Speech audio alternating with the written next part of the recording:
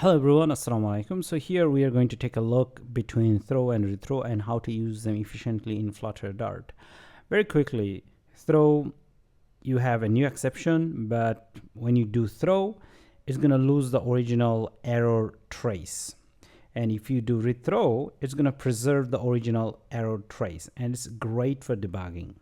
Now here you see how to use rethrow. So you have this API layer, here you have HTTP methods, and then maybe you have socket exception or format exception. It doesn't matter, whatever exception is this. You just simply go ahead and do rethrow. If you have more of this thing, you always do rethrow, and if you have unknown one, maybe you can just do throw. So it's gonna keep pushing the original error trace to the next layer, which means the earlier layer. The earlier layer could be a repository layer or controller. So over here, you catch it and you rethrow again. That means whatever was passed from here, it would be preserved here.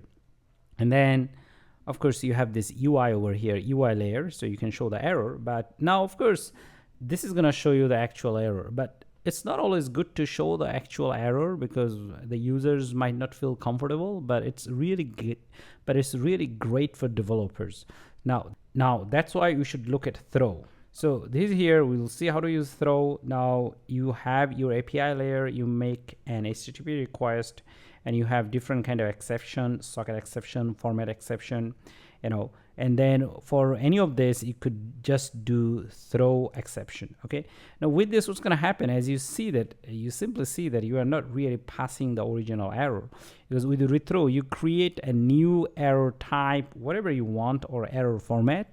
So you just pass it down to the earlier layer. In your case, it could be repository or controller. So it's going to come over here. But the problem is that when it comes from here to here, it's going to lose the original words. So over here, you might have network error, but here, when you try to catch it, it's not network error.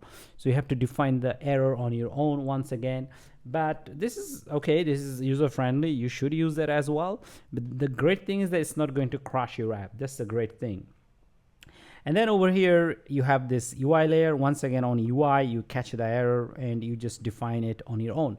So regardless, in both cases, whatever you use, they're great for debugging. And one thing I found that they don't crash the app. So go ahead and use them. And if you haven't used them, let me know what else do you use.